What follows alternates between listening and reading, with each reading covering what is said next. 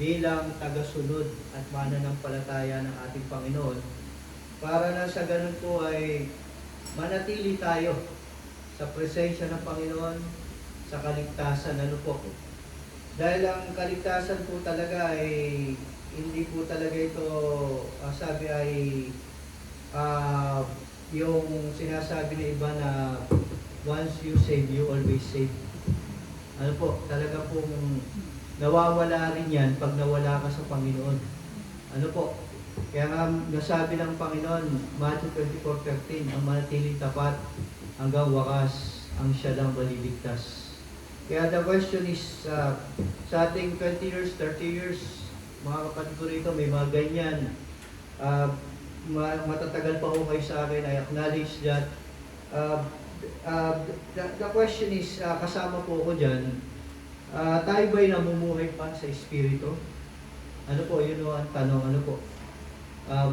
Malimit kasi, yan ang nagiging sakit ng mga Kristiyano habang natagal na mananambahan. Ano po, yung siya ay nanlalamig na. Bakit siya nanlalamig? Yun po ang dahilan. Ano po, na ang totoo niyan ay you are not living in spirit, but you are now living in flesh. Ano po? Ibig sabihin po, pag namumuhay ka sa espiritu, dapat to lamang yung iyong ginagawa na activities about spiritual world. Kakaunti lang yung panahon at oras mo sa pamumuhay sa flesh o sa mundo. Just like Apostle said, ano po, na we need to live in spirit, not on flesh. Dahil ang flesh lang po ay nagdudulot ng kamatayan sa puwing ng impyerno o nagbibigay ng kasalanan. At pag yun ay naging grumabe at kamatayan, ang punishment ng 623 ng Roma pa rin. Ano po, kaya nga po, di ba? Ang Roma ay doctrine, 623, doctrine na yun. For the wages of sin is death. But the gift of God is eternal life through Christ Jesus. And sa Romans 3:23, doktrina pa rin. Di ba makita nyo, for all we have sinned and fall short in the glory of God. Kaya sabi Pastor, lahat na may nagkakasala. Yes, just like the Apostle said, for all we have sinned. Di ba? At walang nakaabot sa kalwalhatian ng Diyos. But sinasabi sa banal na kasulatan, hindi dapat tayo manatili sa pagkakasala. Hindi porke nag-church kayo sa Christ Gospel Community Church, Jesus na Living Water, hindi na kayo magkakasala. Hindi po yun ang argumento ng salita ng Diyos sa umagang ito. Nagkakasala pa rin tayo. But the question is, ikaw ba ay namumuhay sa Espiritu o namumuhay sa kasalanan? Dahil ang anak ng Diyos, sabi sa 1 John chapter 5, ay hindi nananatili sa pagkakasala. Ang ibig sabihin ni Juan doon, nagkakasala pa rin tayo pero hindi ka namumuhay dyan.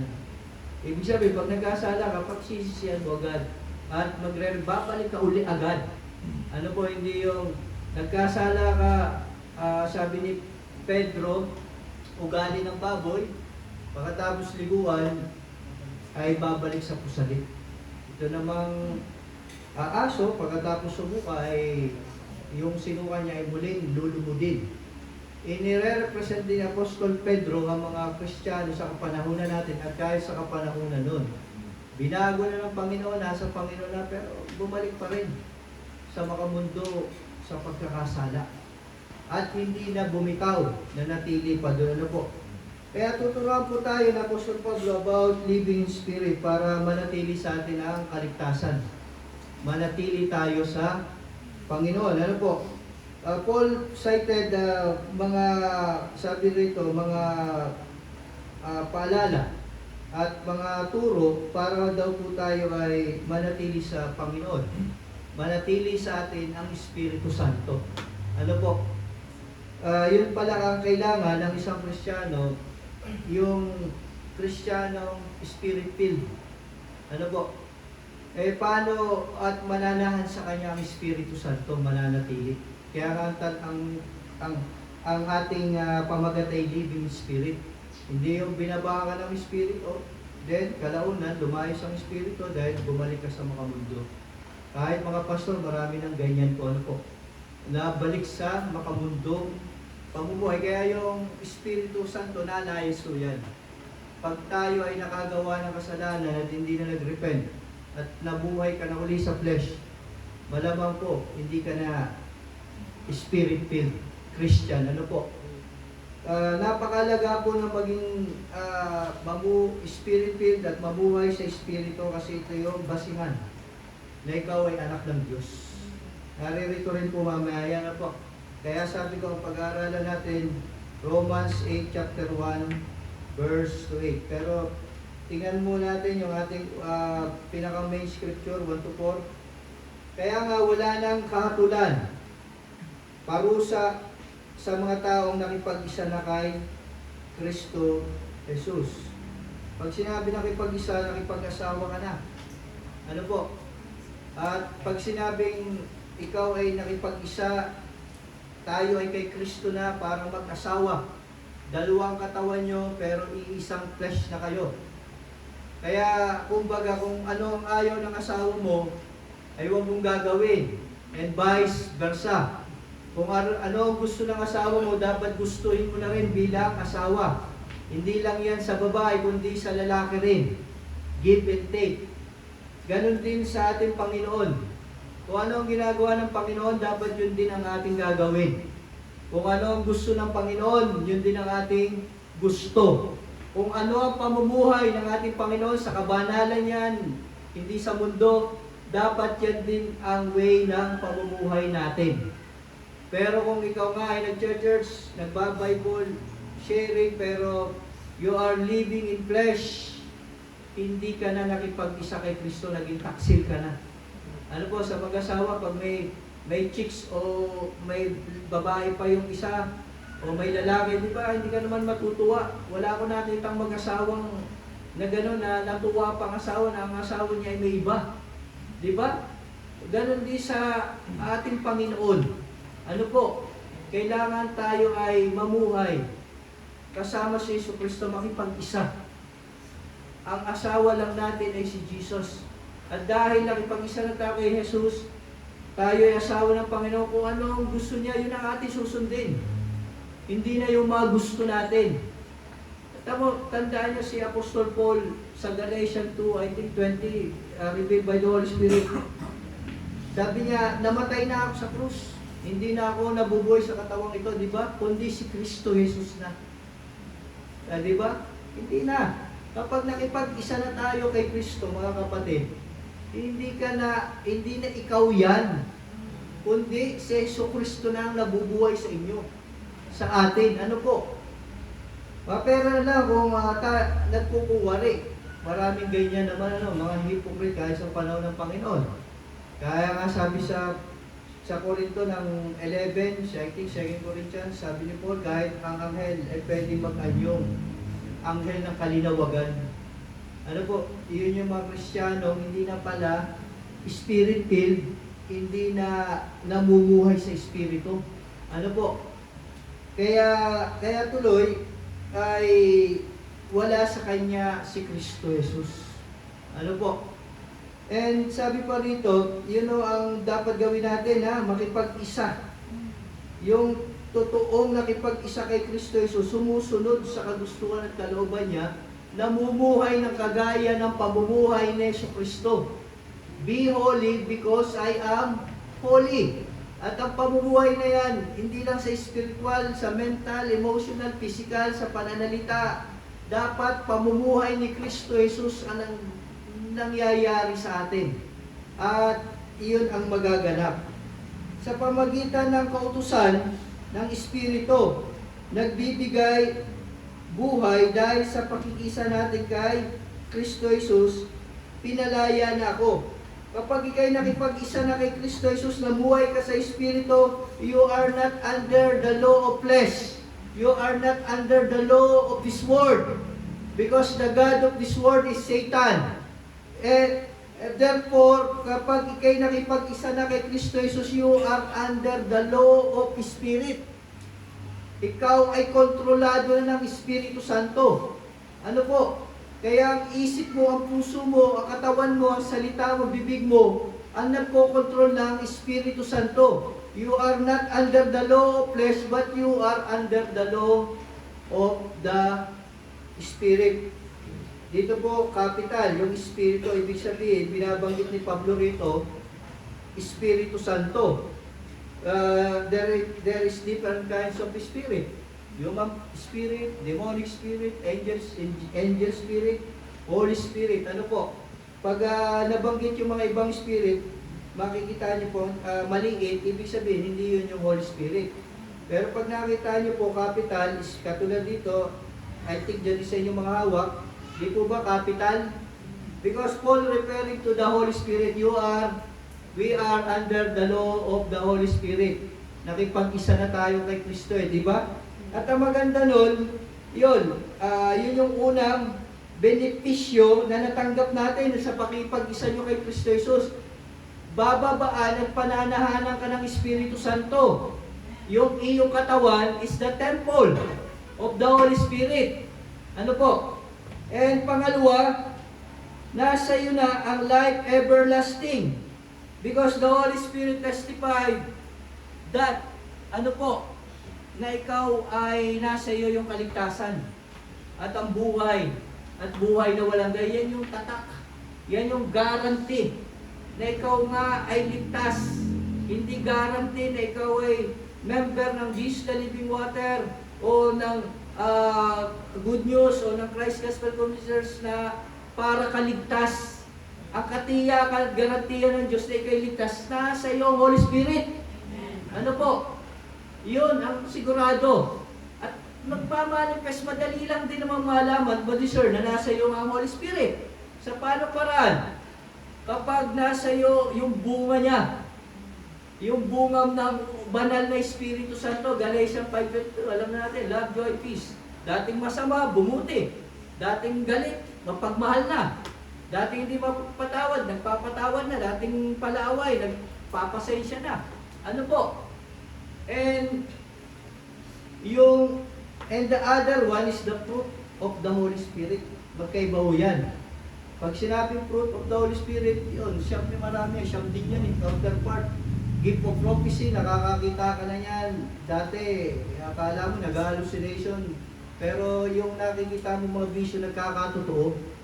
Gift of faith, dati wala sa iyo, ako dati ganun. Wala akong mapapalaya sa Biblia yan. Hindi yan totoo. Minumura ko pa yung mga preacher dyan sa palengke. Wala akong fruit of the Holy Spirit yung gift of faith. Pero nung bumaba ang Holy Spirit sa akin, at nagkaroon tayo ng fruit and gift of the Spirit, wala ako, totoo ito. At talagang totoo ang salita ng Diyos, at totoo ang ating Diyos. Ano po? And yan, you can perform the nine spiritual gifts. Working miracles, gift of tongues, sa languyan, wisdom, knowledge, discerning spirit, siya po basta po yan. Ano? And isa man o dalawa yan ang ma-perform mo, matetestify mo na the Holy Spirit is within you, living in you. Kaya importante po talaga tinuturo namin and we encourage and even the old apostle na perform the gifts of the Holy Spirit para matestify mo na nasa iyo ang Espiritu Santo at dahil dyan, pag nasa iyo ang Espiritu Santo, anak ka ng Diyos at dahil anak ka ng Diyos, nasa iyo kaligtasan at mamaya mababanggit natin dito, tagapagmana ng Diyos. Ano po? Kaya yun ang importante dyan, kaya kami mga pastor, in-encourage namin kayo na mag-perform kayo, asamin nyo kung wala at mag-perform kayo ng mga gifts na yan. Parang yung mga apostol, tuwan-tuwa sila yung 70, pumayo, nagpalayas, nagpagaling na may sakit, napasuko nila si Satanas na parang bumagsak galing sa langit. Tuwan-tuwa sila, pero ano sabi ng Panginoon? Huwag kayong matuwa dahil napasuko nyo si Satanas, pero mas matuwa kayo dahil nakasulat na ang pangalan nyo sa aklat ng buhay sa langit. O kaya napaka-importante po niyan, mga kapatid, na tayo mga Pentecostal, tayo ay talaga nag-aasam dyan. Ibibigay naman po yan basta may puso kang mapaghangad. At you are living in spirit. Imposible po yan na babaan at pananakan ng Holy Spirit kung hindi ka namumuhay sa Espiritu. Ano po, kung namumuhay ka sa mundo, sa flesh, malabo po yan. Laging magkaaway ang Espiritu at ang flesh. Ano po, tandaan niyo po yan, hindi nagkakasundo. Kaya hindi pwede yung i-compromise. Mamimili ka talaga. Sa mundo ka, ayan, may impyerno pag nakamatayan. O sa spiritual realm, sa kaligtasan. Diba? Ganun lang po yun. Dalawa lang choices talaga tayo. Which is which, ano po. And ano pa sabi ng Apostol Pablo, yun po yung mga benepisyo, ano, na nakipag-isa, nasa iyo, ibibigay sa pananakan ng Espiritu Santo, may nasa iyo na ang buhay na walang hanggan, at pinalaya na. Sabi rito ni Pablo, dahil sa pakikisa natin kay Kristo Jesus, pinalaya na ako mula sa kautusan ng kasalanan at kamatayan. We are not under the law because, sabi ni Pablo, ang kautusan o yung Old Testament, ang purpose na lang niya sa buhay natin, hindi na ang kaligtasan. Nung una, ang kaligtasan na mahudyo, total obedience sa Torah. Ay imposible yun, libong utos yan. Hindi masusunod ng tao, kahit yung 10 Commandments, di ba? Ay ginawan dalawa na lang, kung tutusin, iisa na lang talaga yan. Pag-ibig, hindi pa rin makasunod ng tao. Yung kaaway natin, ayaw natin ibigin, di ba? O, kaya hindi pa rin makasunod. Kaya ibig sabihin, nakita ng Diyos ang diferensya ng kautusan, ay hindi maliligtas ang tao sa total obedience. Kaya, we are under sabi the Spirit, yung Panginoong Jesus, yung New Testament, under grace, covenant of grace. Ang covenant of grace, ang tinuturo sa atin dito, living in spirit. Mga promise dito, mga spiritual. Ano po? Hindi nangako ang Panginoon na pag naglingkod ka sa Kanya, gagawin kang milyonaryo.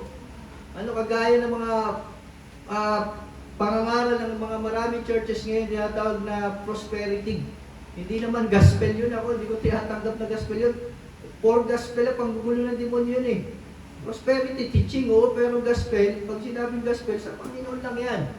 4 lang yan, Matthew, Mark, Luke, John. The good news, ano po. Kaya ganun po, ano po, pinalaya na tayo sa kasalanan, sa bondage ni Satan. Dahil yan sa Panginoon na nagpapako sa krus. Nakita nyo? You are free men and free men you are. May kanta, di ba? Maganda yung kanta. I am no longer slave of fear. I am a child of light. Di ba? Alam niyo yung kanta ngayon? Pag ikaw ay anak ng Diyos, nasa iyong espiritu, malaya ka. Malaya ka dyan sa tanikala ng kasalanan ikinabit sa atin ni Satanas. Ano po? Pinalaya na tayo. Ano po? Ang kailangan lang natin, ipagpatuloy. Ano po? Narito na lahat ng kautusan eh. Ang kailangan lang natin, living. Ipamabuhi sa pamuhay ito. While I'm meditating, the Lord reveals me. Sabi ng Panginoon sa akin, ang Christ Gospel Community Church ay mas matatagal pa sa akin. Some of you siguro 30 years dito, si Mother, baka mga 40 years na po, ano po. And kayo ay naturuan na rin ng inyong mabuting pastor, yung Pastor Noel. Kaya sabi ng Lord sa akin, ang pinakang trabaho mo sa Christ Gospel Community Church, hindi sila turuan. Dahil mas matatagal pa kayo sa akin. Ang sabi ng Lord sa akin, ang purpose mo sa Christ Gospel Community Church, kaya dinala kita rito, magpaalala. Yan lang. Kaya nga po, refresher course to. So, itinuro sa inyo ng Panginoon through Pastor Noel. Ano po, itinuro niya ito sa inyo eh.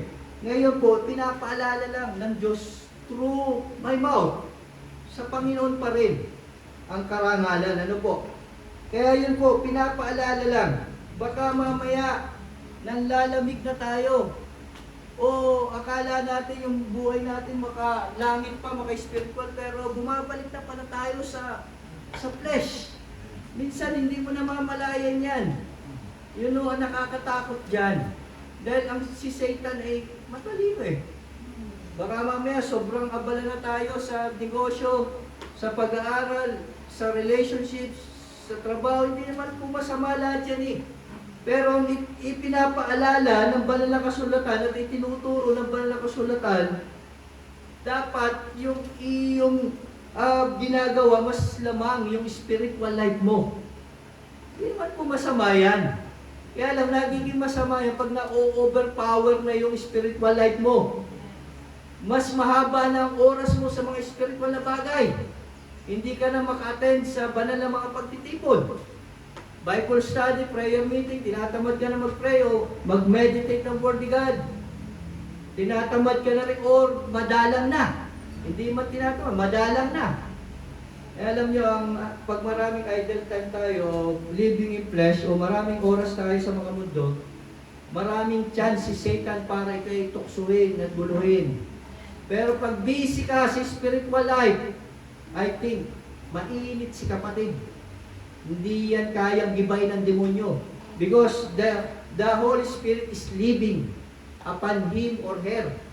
Ano po? Greater is he, the Spirit upon this world, and greater is he, sabi, mas malakas daw yung Espiritu ng Holy Spirit kaysa Espiritong narito sa mundo.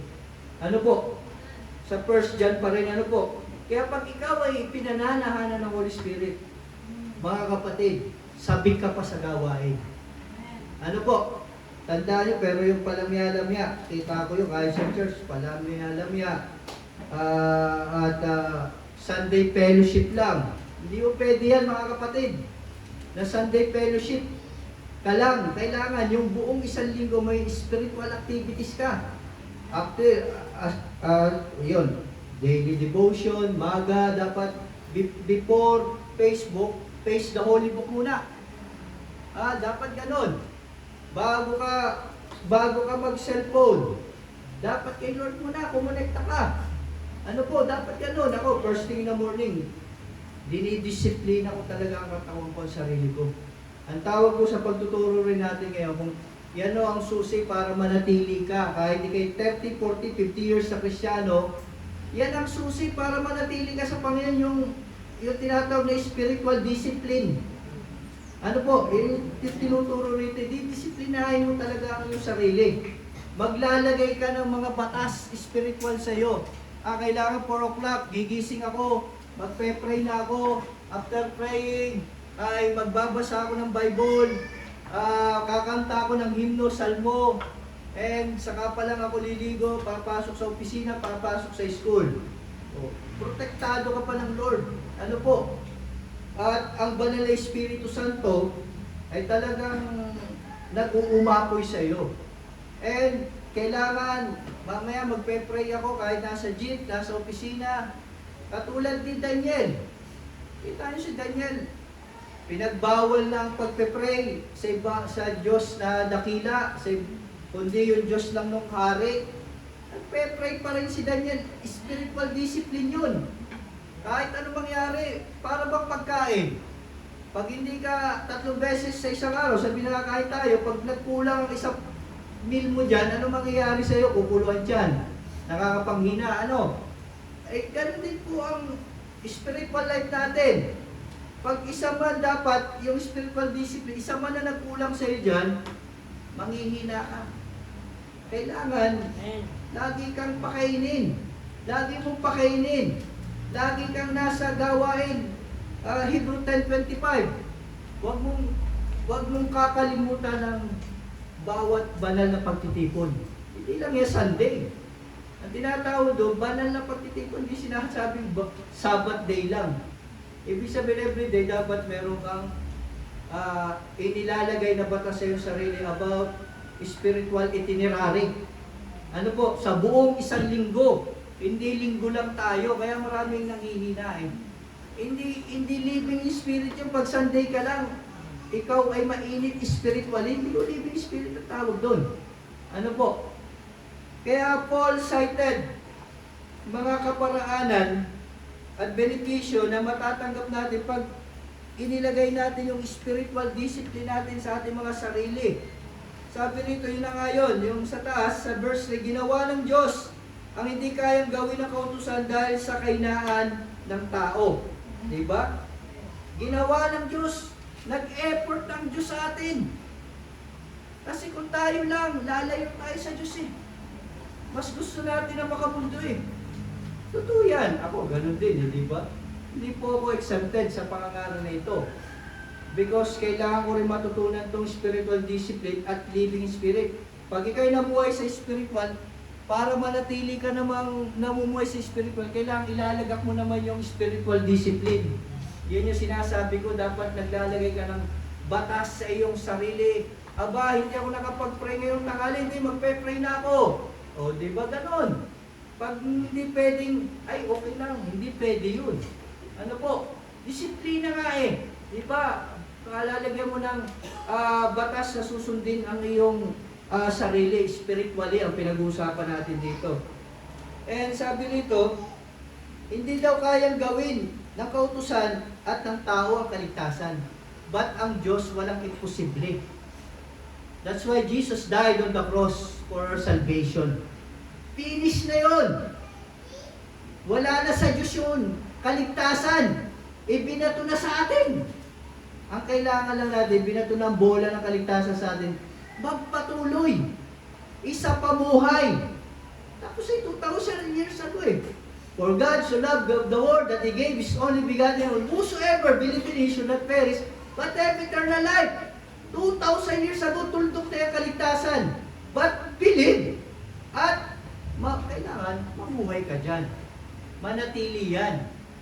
Ano po? Kaya nga, ba't sasabihin pa ni Lord na manatiling tapat hanggang wakas, siya lang maliligtas. Kung ikaw naman pala ay pamula pagkabata, pinanganak, sinagpupunan hanggang sa yung yun ang paniniwala ng mga Calvinist, ay ligtas ka na. Ano po? Kaya ayaw na nilang humayo, kahit hindi na sila mag-pray, okay, ligtas na ako eh. O, di ba? Ganun po yung Calvinist. Nakakabulag po yun. Hindi po. Pag nawala ka sa Panginoon, bumalik ka sa makamundo, wala na rin ang kaligtasan. O hindi ka na namumuhay sa Espiritu, kundi sa flesh sa mundo, wala na rin ang kaligtasan. Ano po? Kaya kailangan po, i-impose natin sa sarili natin itong pinag-aaralan chapter 8 about living spirit and about spiritual discipline. Hindi natin kaya, ba't kaya ng Diyos? Pero kailangan naman natin mag-effort. Dapat nating isa pamuhay. Kaya nga sabi ni Lord, be holy because I am holy. Mamuhay ka ng banal kasi banal ako. Ba't pa sasabihin ni Lord yung kung okay na pala yung cross at the same time kahit di kayo nagkakasala? O, di ba hindi? Kailangan isa sa pamuhay mga kapatid. Pag sinasabing isa sa pamuhay, itong binabanggit ni Pablo, it's a lifetime commitment habang ikay narito sa lupa. Hindi ka lang mainit. Ako na may 20 years nang mainit sa Panginoon. Ako muna yung magpapahinga. Aba, may narinig po akong ganyan. Ano po? Nakakatwiran. Pastor, ako na may 25 years nang naglilingkod sa Panginoon. Ngayon naman ako yung magpapakasarap. Aba, sabi ko yung sister, matakot ka sa ginagawa mo yan. Sayang yung bahay mo doon. Narito ka pa, hindi pa tapos yun. Habang ikaw ay nasa mundong ito, lifetime commitment ang pamumuhay sa Espiritu. You are not under the law of flesh, but you are under the law of Spirit. Kita nyo? Subalit napakabuti ng Diyos, ibinigay sa lahat, whosoever, ang kaligtasan. Ang kailangan nyo lang, ating mga kapatid, at ako rin po, isa pamuhay. Ano po? Lifetime commitment, itong pinag-aaralan natin. Mamuhay sa Espiritu at disiplinahin nyo ang inyong flesh sa pamagitan ng batas ng Espiritu para manatili sa inyo ang pananahan ng Espiritu Santo. Ganun lang po ang simpleng explanation ng salita ng Diyos. At sabi pa rito, isinugo niya ang kanyang sariling anak, ang ating Panginoong Hesus, sa anyo ng taong makasalanan upang pawiin ang kasalanan. Nasabi ko na po yan. Sa gayon, hinatulan na niya ang kasalanan umaalipin sa tao. Ang hinatulan po sa krus ay ang kasalanan, ang kamatayan, ang flesh. Kaya namatay yun eh, yung flesh ng tao ni Jesus. Di ba namatay? at muli siyang nabuhay. At doon ipinapakita ni Lord, wala na siya doon sa katawang tao, kundi na doon na siya sa katawang spiritual. He is again under the law of spirit. Ano po? Kaya nabuhay siyang muli. Ginawa ito ng Diyos, verse 4, upang ang itinakda na kautusan ay matupad sa atin na namumuhay sa Espiritu at hindi ayon sa hiling ng laman. Dalawang purpose ang Torah. Una, sabi ni Pablo, ipaalam sa tao na ikay nagkasala. Kaya anumang nakatala rito na pinagbabawal at ginawa mo, kasalanan yun. Yun ang definition ng kasalanan. Sa 1 John chapter 4, I think chapter 5, ang paglabag sa kautusan ay kasalanan. For example, halimbawa, diya sa paglabas yun, kung dyan, pwede kang tumawid-tawid dyan, di ba? Pero pag yan ay nilagyan ng guhit at nilagyan ng no jailwalking, at tumawid ka pa rin, uhulihin ka o hindi? Uhuli na. Kasi may batas na eh. Pero dati, nagagawa natin ngayon. Hindi pa, wala ka pang paglabag o kasalanan kasi wala pang batas eh. No jaywalking dyan eh.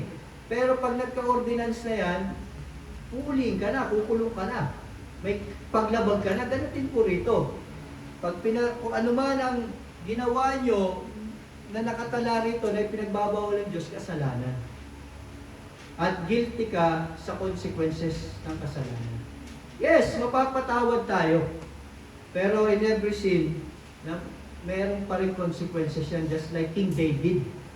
Napatawad siya sa pangalo niya kay Bathsheba, pero may consequence, namatay yung anak nila, hindi pa yung si Solomon. Yun ang consequences ng Diyos kay David. Napatawad naman si David, di ba? Ganun din, kaya lang, huwag na nating isialala niya, masakit kung mapalo ng Diyos. Ano po, huwag na rin natin sumagi sa isip yun. Baka mamaya, pag nakagawa ka, hindi ka na rin makabalik sa Lord. Tuloy-tuloy ka na rin na tumalikod. Yun ang danger naman nun eh.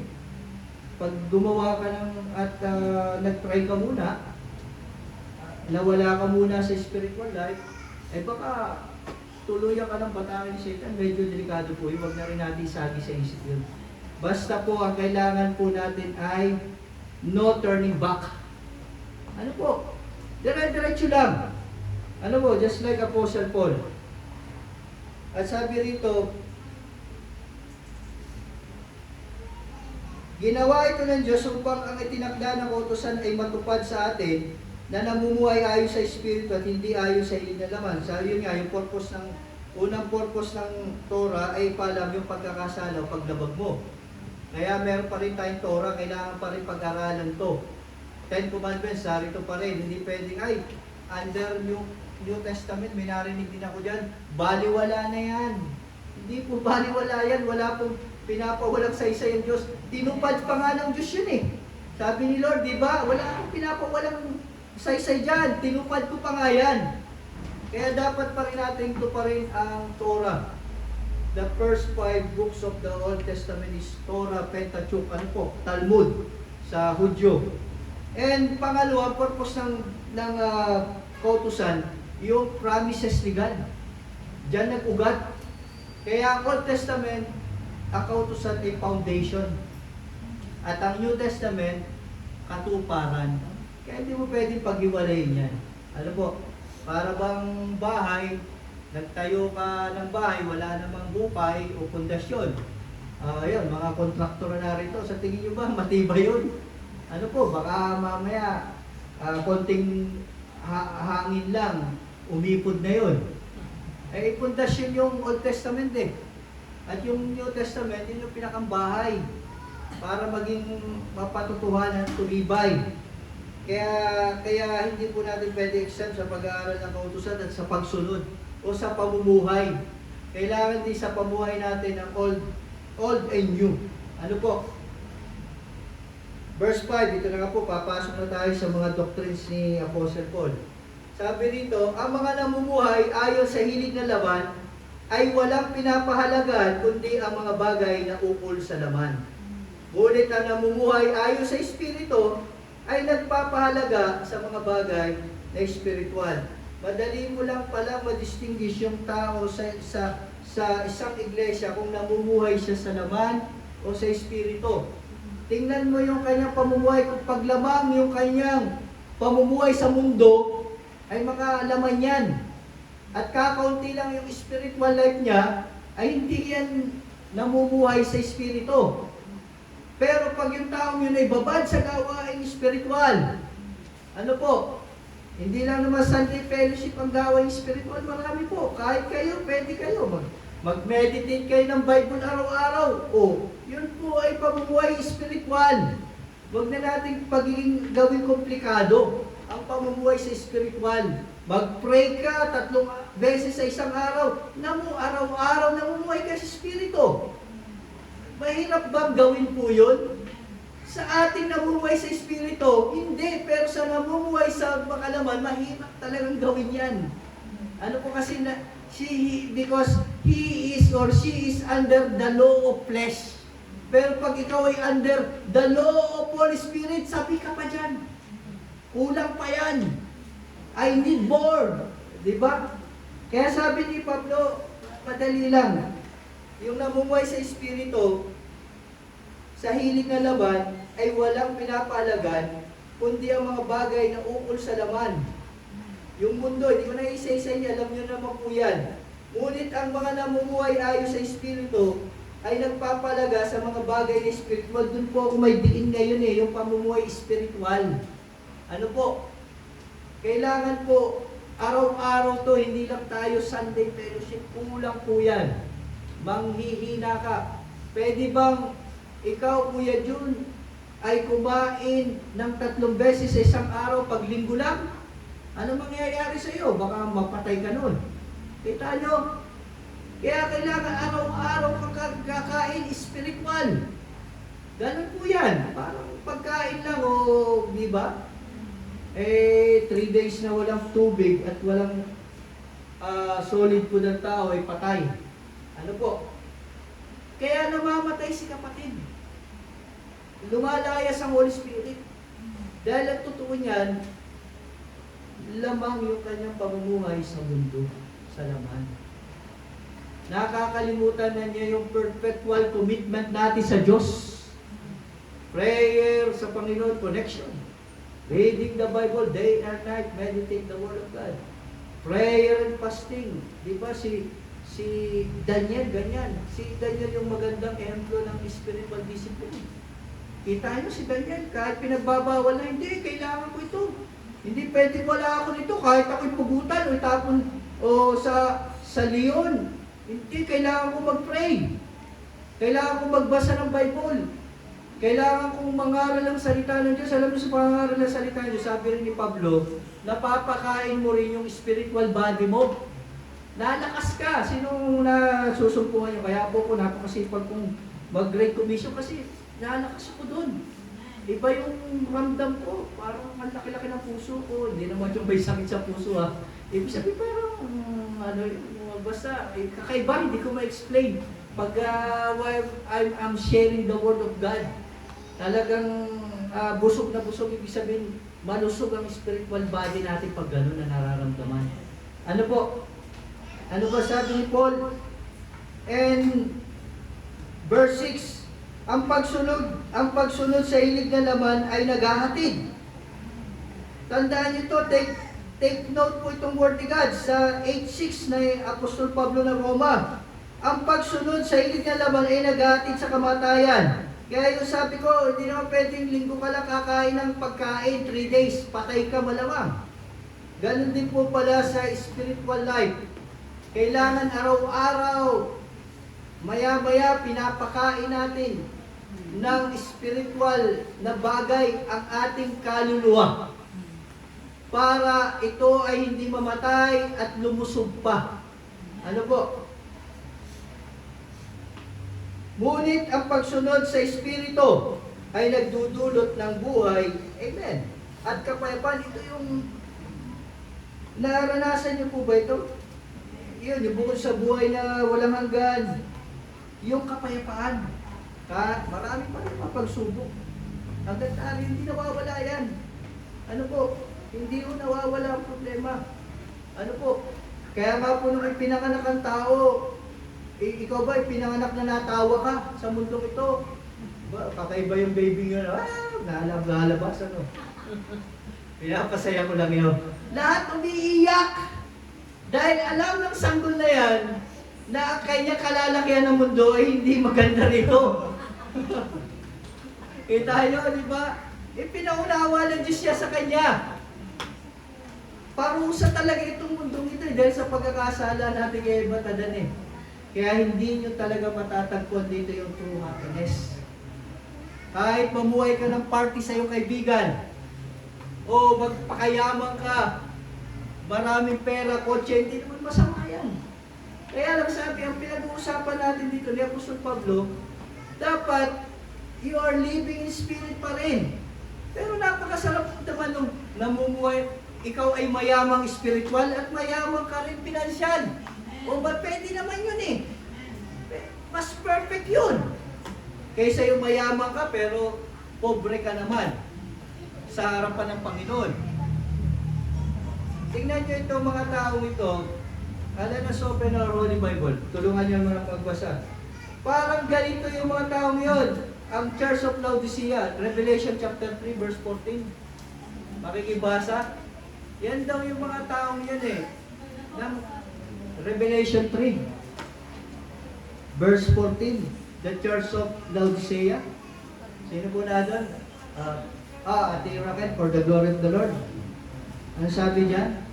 Ang mensahe para sa Iglesia sa Laodicea. Amen. Yan na nga. 3:14. Makaya. Sulat mo sa anghel ng Iglesia sa Laodicea. Ito ang sinasabi niya na ang pangalan ay Amen. Ang matapat at tunay na saksi at siyang pinagmulan ng lahat ng nilalang ng Diyos. 15. Nalalaman ko ang mga ginawa mo. Alam kong hindi ka malamig, hindi mainit man. Higit na mabuti ko ikaw ay malamig o mainit. Ngunit dahil sa ikaw ay maligamgam,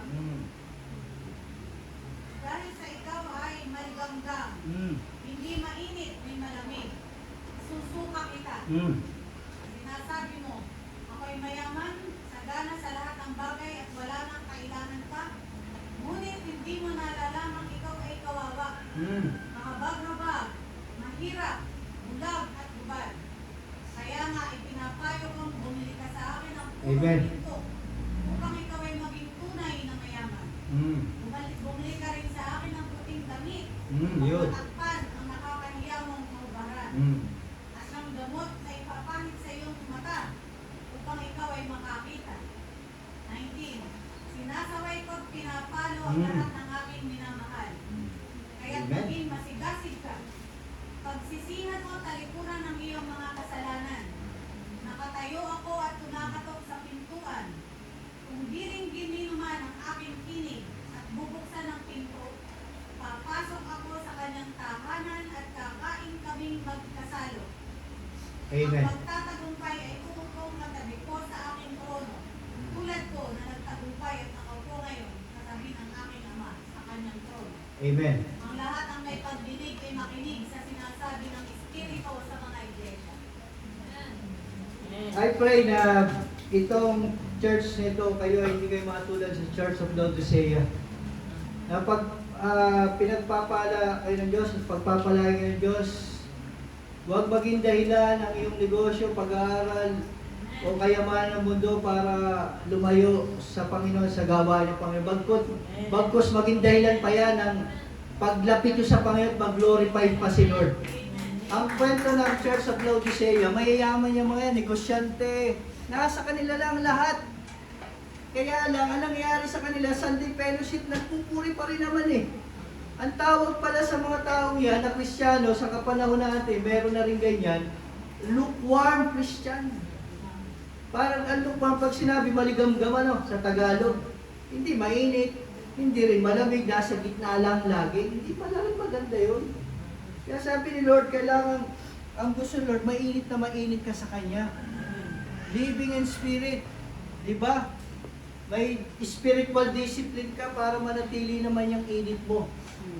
Kaya, mga kapatid, this is paalala sa atin. Huwag tayong tumulad sa Church of Laodicea.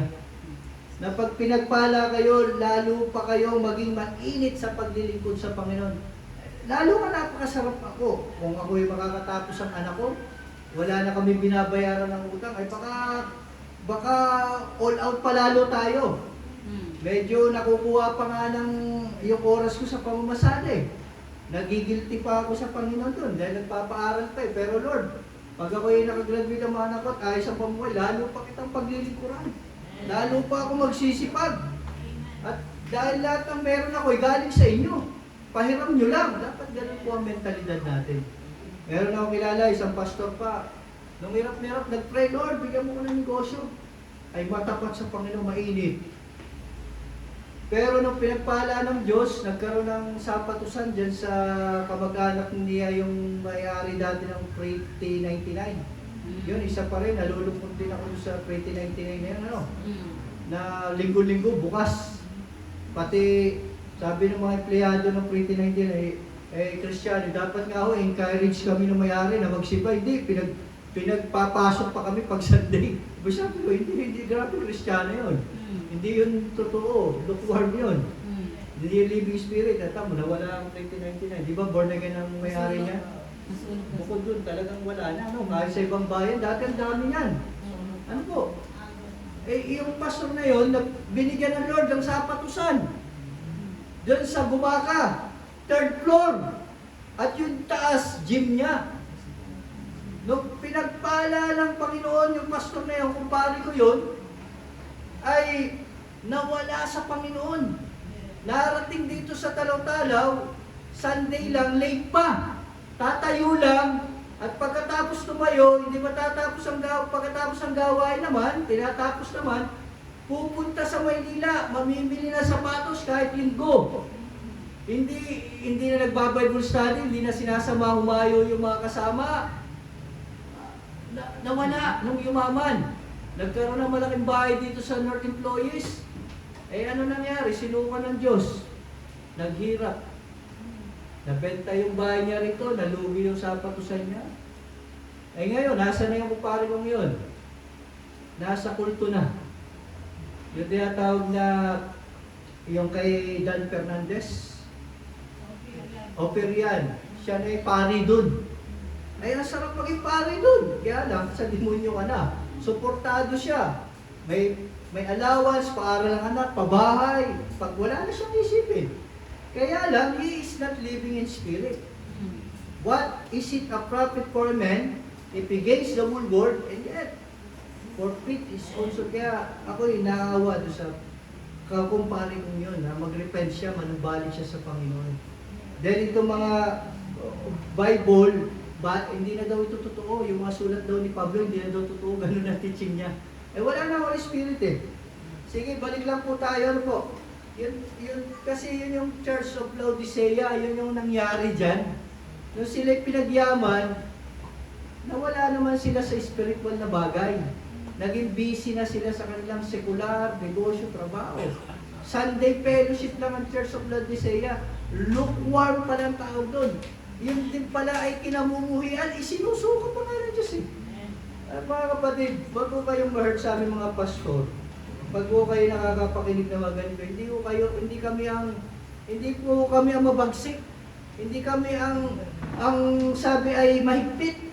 Ang salita ng Diyos. Ano po? Sabi ko nga po, pinapaalala ko lang. Hindi po ako nagtuturo sa inyo, hindi ko kaya kayo turuan. Mas matatagal na Kristiyano kayo sa akin. Ang kaya ko lang magpaalala. Gamit ang salita ng Diyos. Ganon din po si Apostol Pablo at mga apostol. Ano po? Balikan natin ang Romans chapter 8. Ano po narito? See what we got pa. Marami po ba tayong natututunan sa salita ng Diyos? Praise the Lord po. Puri na lang po ang Panginoon.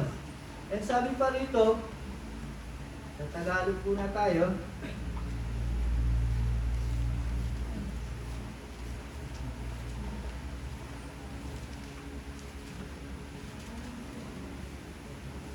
Verse ano po tayo tumigil? 6. Nasa verse 6 pa lang ako. Anong oras na? Parang sarap talaga magturo po ng salita ng Diyos at makapakinig. Baka ako'y maglaho na rito, may pumindot na. Bakit, Pastor? Lampas ang oras ka na. Okay pa po ba? Okay pa po ba ako mag-stay? For the glory of the Lord, palakpakan natin ang Panginoon. Sige, bibilisan ko na lang po, wag ko kayong mag-alala. Ano po, at sabi po rito, kaya nga, kapag itinutuon ng tao kanyang pag-iisip sa hilig ng laman, siya ay nagiging kaaway ng Diyos, sapagkat hindi siya nagpapasakop sa batas ng Diyos. At sadyang hindi niya ito magagawa. Pag tayo ay alamang ang buhay sekular natin mundo, we are under the law of flesh. Kaaway tayo ng Diyos. Sabi rito ni Paul, ginamit na salita ng Diyos, kaaway. Hindi parang sinabi na katampuhan, parang magjuwa. Yan, hindi nakikita ko yung dalawa ni ano. Normal yan, magjuwa. Kayo ba ay nagtatampuhan? Minsan normal, kahit sa mag-asawa, hindi nga lang tampuhan, minsan nagkakagalit, pero hindi naman magkakaaway, di ba? Pero dito, Pinoy County Paul, kaaway. Napakabigat. Ouch, masakit, pero yan ang totoo. Kaya nga mga kapatid, paalala ito, kung ikaw ay nagkukulang na sa spiritual life po, kaaway ka na ng Diyos. Hindi ka katampuhan na parang juwa. Tama si Ate Mara. Hindi na, kaaway daw. Ang sakit nun. Kaya, ito'y matinding paalala. Hindi ko na kasi interpret to. Literal naman yan, At sabi nito, dahil hindi siya nagpapasakop sa batas ng Diyos, at sadyang hindi niya ito magagawa. Kaya yung mga ganung tao po, pag sinaway pa, galit pa, magagalit pa sa pastor, minsan babalik ta rin pa kami mga pastor, minsan gagawan pa kami ng issue, ibabalik sa pastor. O sa hindi man sa pastor, sa mga nagpapaalala kapatid. Abay, may ganyan din eh. Matigas ang ulo. Hindi na daw niya magagawa. Siya ay talagang naalipin na uli ng demonyo. Naging sarado ng isip niya ang tao dito, karnal. Karnalin na siya uli. Ano po? Sabi ni Paul, yung mga Kristiyanong ganun daw po, living in the world, not in flesh, para daw pong kalyo. Kalos. Di ba yung kalyo natin, nasa kamay mo pero walang kaunti lang pandama. Ganyan din ang Kristiyano yan. Lukewarm, kaunti lang pandama. Hindi niya namamalayan na siya pala living in sin, in flesh. Kaya kailangan ng ganitong mga pagpapaalala. Ano po? Pagpapaalala. Para ikaw ay malaman mo na ikaw nga ay, parang nagkakamali na ako ng truck. Kailangan balik ako, Lord, patawad. O yun, di ba? Kaya lagi tayo masipag sa ganitong banal na pagtitipon. Ano po? And kaaway. And sabi pa rito, dahil hindi siya nagpapasakop sa batas ng Diyos. Sa verse 8, at ang nabubuhay ayon sa hilig na laman ay hindi maaring, ano daw? Pakaaway ng Diyos, hindi ka nakalulugdan. Mga kapatid, this is an urgent message from God. Kasama po ako dito. Lalo kami mga pastor. Ano po? Dapat kakitaan kami ng highest standard ng pamumuhay ng spiritual. Kung sa inyo ito ay dobling turok sa amin, 5 beses na turok ito sa amin. Pero ito'y tinatanggap ko na pagpapala. Dahil mahal ako ng Diyos, pinapaalalahanan pa tayo ng Diyos. Pag wala na nagpapaalala sa iyo, delikado na yun. Kaaway ka na ng Diyos, ibig sabihin. Pag ikaw ay patuloy na mumuhay sa laman, sa mundo, ayaw mo na bumalik, matigas ang ulo, ayaw mo na magpasako. Yun, doon pa lang, malalamig muna si kapatid, kalaunan, mawawala siya ng ministry sa church. Then, totally, mawawala na. Yun yung tinatawag na backsliding na talaga. Pag sinabi, di ba, backsliding talaga, lumayo na sa Diyos. Ganun, kaya the term backsliding. Meron po talagang ganyan, no po. Kasi nga, they are living in flesh na. They are living under the law of flesh, not the law of spirit. Ngunit hindi, ito maganda, verse 9. Ngunit hindi kayo, yun naman po, magandang mensahe ng Lord sa Christ Gospel Community sa ating lahat. Ngunit hindi na kayo namumuhay ayon sa laman, kundi ayon sa Espiritu, capital pa rin, Holy Spirit. At ang namumuhay daw po sa Espiritu, sa katunayan, naninirahan sa inyo ang Espiritu ng Diyos. Living in you.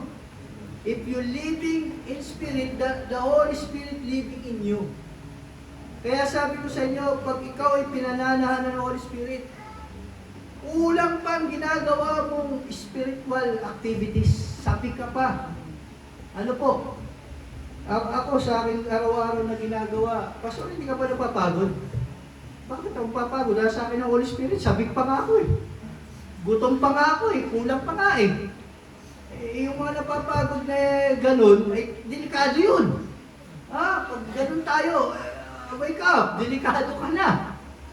Pag ikaw'y napapagod sa spiritual life mo, pag ikaw ay nababagod sa spiritual life mo, you are not under the law of spirit, but under the law of flesh. Ano po? Repent! Dapat repent! Sabi ni Lord, Diyos sa Laodicea, sa tingin mo mayaman ka, pero sa palingin ko, dukha ka. Kulang ka ng lahat. Kita nyo, yung Church of Laodicea. And sabi pa rito,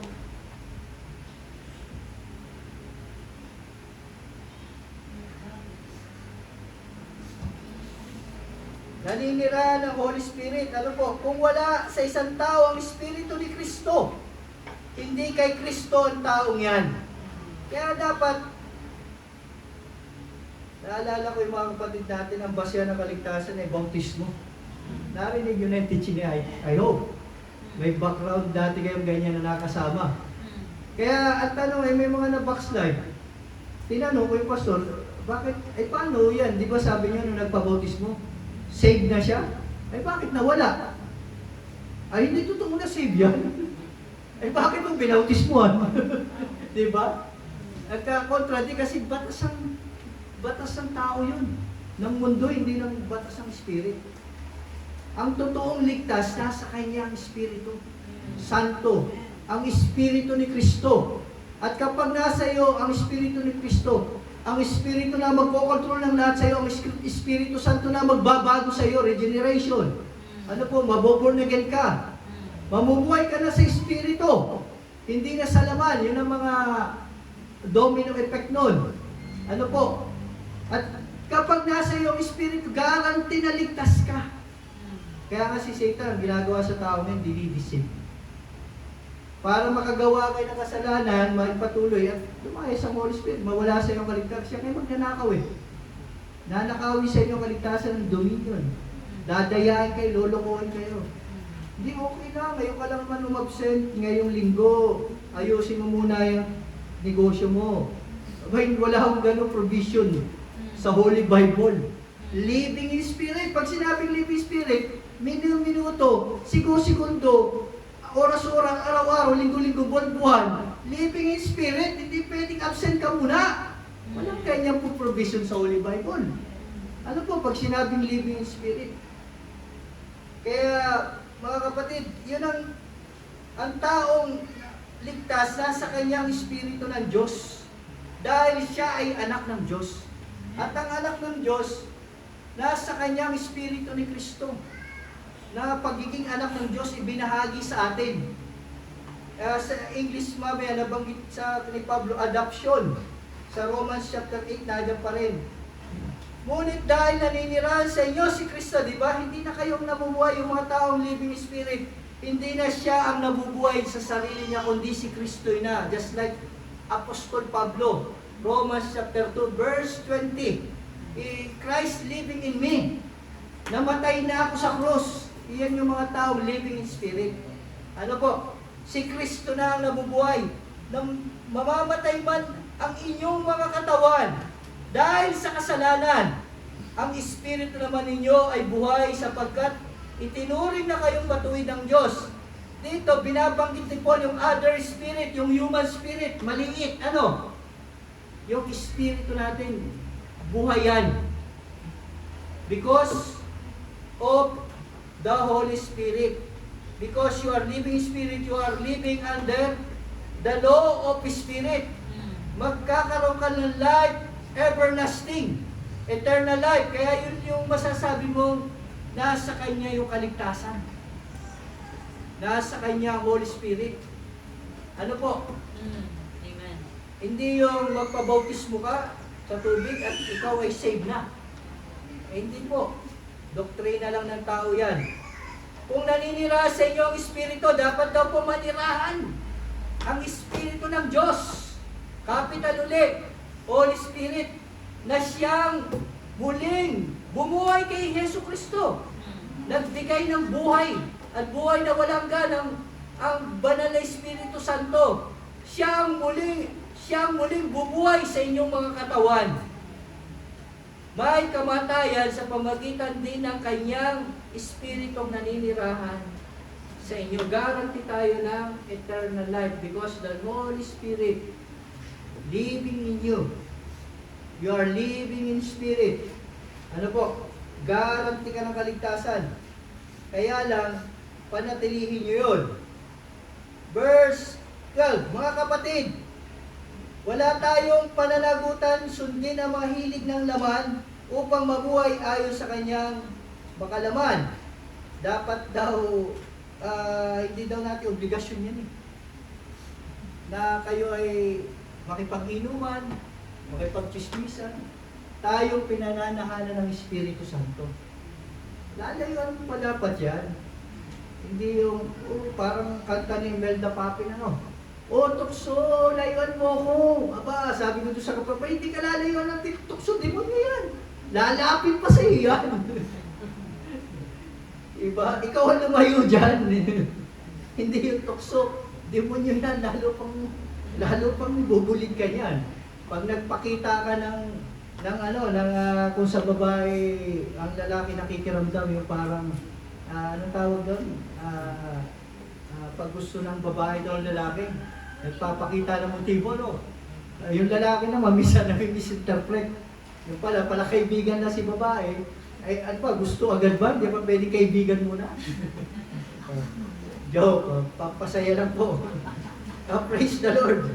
Palakpakan po muna natin ang Panginoon sa kanyang napangalan. Malapit na po tayo matapos.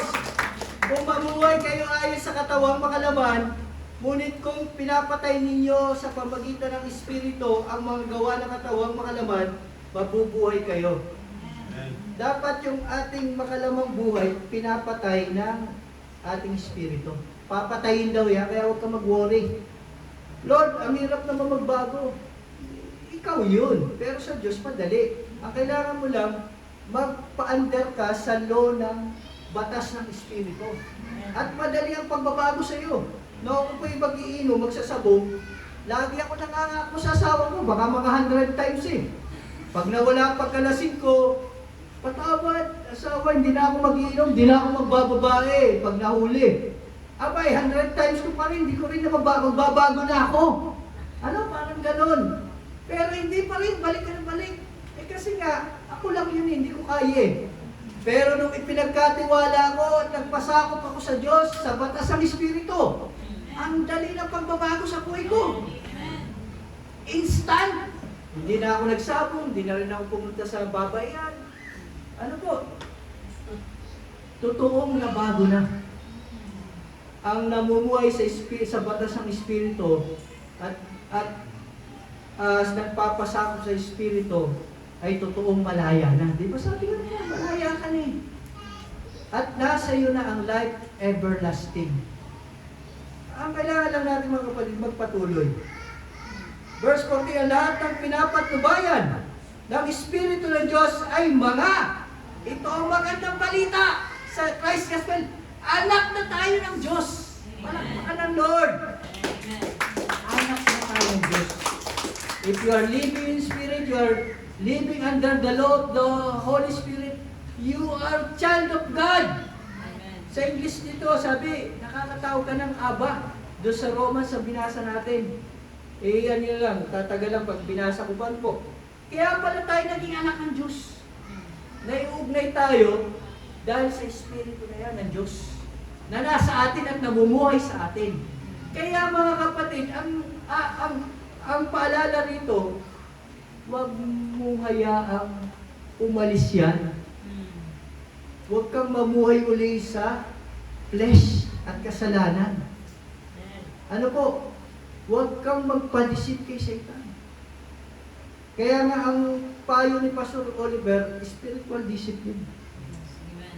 Sa buong isang linggo, dapat kayo ay maraming spiritual activities. Okay naman magtrabaho, magnegosyo.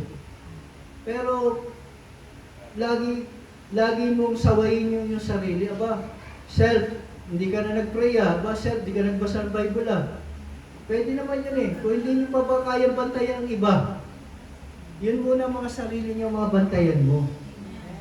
Hindi natin kayang bantayan ang sarili natin.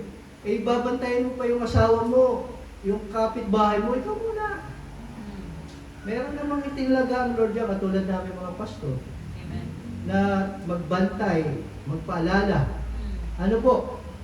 Ang importante, mabantayan nyo ang inyong mga sarili. About kapag tayo ay nagkukulang na sa spiritual life natin. Ano po? Spiritual discipline. Anak na tayo ng Diyos, di ba? Ang ganda, ang sarap po nito.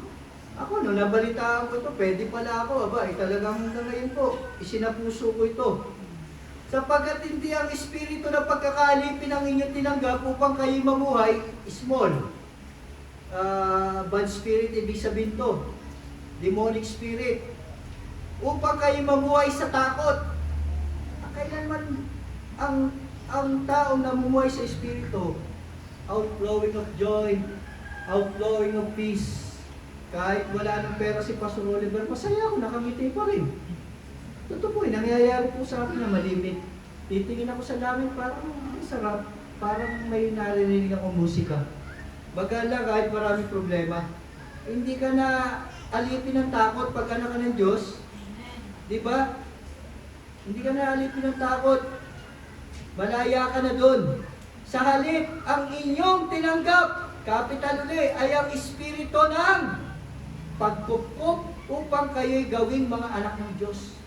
Pag anak ng Diyos, minamahal, inaalagaan, iniingatan, pinoproteksyonan. Yan po tayo mga kapatid. Yan ang Espiritong tinanggap natin dahil we are living in Spirit and we are living under the law of Spirit, under the law of God. Ang Espiritu ng pagiging anak, ang Espiritu ng pagmamahal at pagkukup. Diba? Wow, Lord, salamat! Mahal mo po ako. And yun po ang nagmo-motivate sa akin ngayon, kaya nakakatayo rito. Mahal ako ng Diyos. Hindi yung mahal ko ang Diyos. Dahil kung ang magmamotivate sa isip natin, mahal natin, wala tayo. Ang tao mapapagod, nagsasawa, bibitaw, pero yung hindi tapat ang pag-ibig ng tao. Hindi siya perfect one. Pero pagmamahal ng Diyos sa tao, perfect one. Walang patig, tuloy-tuloy. Dakila. Yan po ang Espiritong tinanggap natin. Ang Espiritu ng pagiging anak. Dahil anak tayo Diyos, malaya tayo. At ang Espiritu ng pag-ibig at pagkukup. Napakagandang balita nito. Praise the Lord. Jesus Christ. Hallelujah. Glory to God. Hallelujah. Ang Espiritu, ayan o, di ba? Ang pagkukup. Kaya tayo'y tumatawag sa Kanya ng Ama. Ama ko, Aba, Father. Pwede na. Dati, imposible yan dahil siya'y banal. Siya'y Diyos, tayo tao lang. Hindi tayo pwede maging anak ng Diyos kahit kailan. But we receive sa Romans, yung chapter 8 na ito, yung verse nito sa English, we receive the spirit of adoption. Tayo pala ay mga inampong anak na. Hindi, dahil sa law of spirit, naging anak tayo ng Diyos. Kaya tayo niugnay. sa pamagitan ni Kristo Jesus, na ating Panginoon. Kaya mga kapatid, pahalagahan natin to. Huwag na natin baliwalain. Sayang eh. Di ba? Oo, gumawa ka ng mga bagay sa mundo, pero don't forget your lifetime and perpetual commitment kay God. Yung mamuhay ka sa Espiritu. Pag sabing mabuhay, araw-araw, minuto, siguro oras-oras. And last, at yamang mga anak na tayo, at yamang tayo mga anak, tayo'y mga, tagapagmana ng Diyos. Palakpakan uli natin, Lord. Very good tayo. At kasamang tagapagmana ni Kristo, Jesus, sapagkat kung tayo kasama niya sa pagtitiis, tayo'y makakasama niya sa katawalhatian. Amen. The pain that is suffering you today cannot compare to the joy that is coming. Ano po? Kaya yan lang po ang salita ng Diyos at nado na rin yung conclusion. It's a textual sermon. Pag sinabing textual, nado na lahat. Ano po, hindi na ako lumabas kung ano ng mga verses pa. Maliwanag kaya nga po, ang Book of Romans, doctrines na yan eh. Ang kailangan mo lang, paalala, basahin, and sa tulong ng Banal na Espiritu Santo. I claim sa Lord, nagampanan ko po yung aking vision sa umagang ito sa inyong kaluluwa. Sa Panginoon lang ang papuri, karangal ang kadalalas pray. Dakilang Panginoong Jesus, pinupuri, dinadakil at sinasamba namin. Salamat po sa inyong pagpapalala at pagtuturo. Salamat din po sa paggamit nyo sa akin. Karangalan kong malaki ang paglingkuran ka na Panginoon, mga Panginoon. Salamat po Lord, very blessed po kami. Kami po'y pinalaya nyo na. Kami po'y naging anak ng Diyos Ama. We receive sonship through adoption, through your precious holy blood. At dahil po dyan, na kami ng kalangitan ng Espiritu Santo na buhay na walang gan at kagaya ni Yesu Kristo. Sabi nga, sa amin ang kaluwalhatian at kami po ay maghaharing kagaya ni Yesu Kristo. Magpakailanman sa muling pagparito ng aming Panginoong Sus. Puputungan na kami ng korona ng gantimpala ng buhay. Lord, bigyan niyo po kami ng katatagan sa mundong ito na napakahirap pasalimong paglabanan namin. Yung tukso ng laman ng mundo, kundi Panginoon, pagningasin mo yung buhay spiritual namin, Panginoon, nang hindi kami malayo at mawalay sa inyo. Lagi po kayo magpaalala sa amin at sa mga kapatid ko na rito. Ganun din po, Panginoon, dagdagan niyo pa pananampalataya namin para kami manatiling tapat at wakas, para ay maligtas, para kayo po ay mapaligaya lagi namin. Ayaw na po namin mawalay, Panginoon. Ayaw na po namin sa mundo namin dating kinikilusan. Mas gusto na po namin sa inyong presensya, Panginoon. Kaya, Panginoon, kayo po mag-alaga at magpupok. Sabi nga po, yun yung pangako niyo ngayong umaga. Tinanggap namin yung espiritu ng pagpupok. Salamat, salamat. Purihin ka. Hallelujah. Ramdam po po ang pagmamahal niyo, ang comfort niyo. Lord, salamat. Tunay na mabuti. Hindi po ako kami worthy sa mga pagpapalang ito, ngunit pinagkaloob niyo sa amin. Salamat po. Kaya naman, Panginoon, bilang ganti, ikaw ay mamahalin namin, paglilingkuran, pararangan, hindi kami lalayo na sa iyo buong buhay namin, Panginoong Jesus. Salamat po, Lord, sa pagkakaunawa, sa binigay niyong espiritu ng kaunawaan sa amin. Kaya ang papuri lagi, ang karangalan, kadakilang, kaluwalhatian at parangal sa tanging pangalan lamang ng ating dakilang Panginoong Jesus. Lahat tayo magsabi sa Kanya malakas na Amen. Amen. God bless us all po.